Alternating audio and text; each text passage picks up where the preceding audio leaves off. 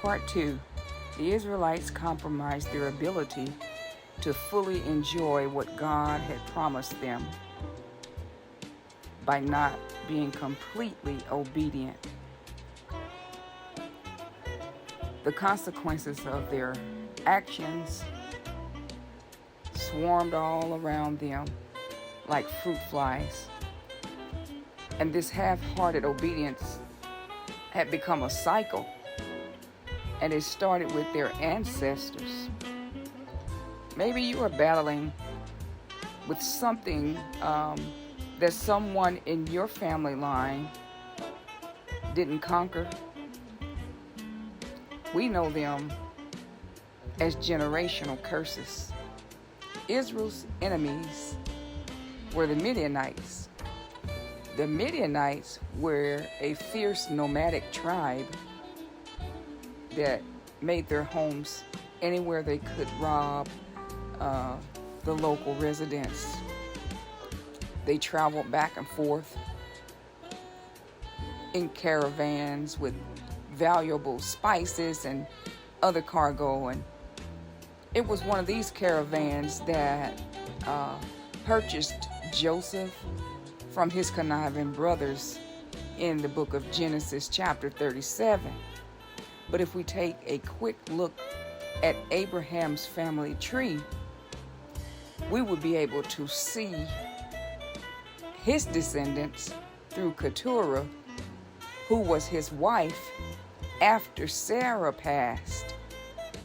Midian was one of the sons of Abraham and Keturah, and Moses fled to Midian to escape the wrath of Pharaoh in Exodus chapter 2, and he was taken in by a Kenite priest from the tribe of Midian.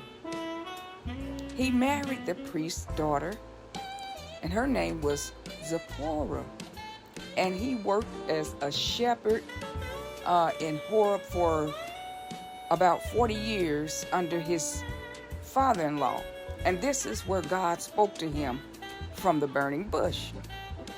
Later, he invited Jethro, who was a Midianite priest, to join him on this journey to the promised land. Well, Jethro took many of his people along with him, and many of them began to believe in God. But soon the Midianites began again to corrupt Israel. Did you ever hear the quote, "Today's difficulties are often a result of yesterday's disobedience"? Let me ask you a question. Is God leading you to completely get rid of something in your life that's unhealthy? Are there any past connections or relationships that make life difficult for you to shake it? Are you struggling with something? Maybe your parents or your grandparents refuse to handle appropriately in their time. Maybe God is asking you to break ties with something for the sake of those who will follow you in your family. You don't have to wallow or continue in the generational curses, because God can give you a fresh start.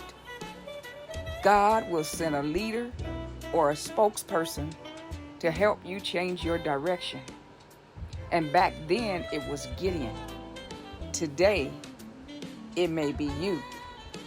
Remember, you don't have to stay in the shape that you're in. The potter, Jesus Christ, wants to put you back together again.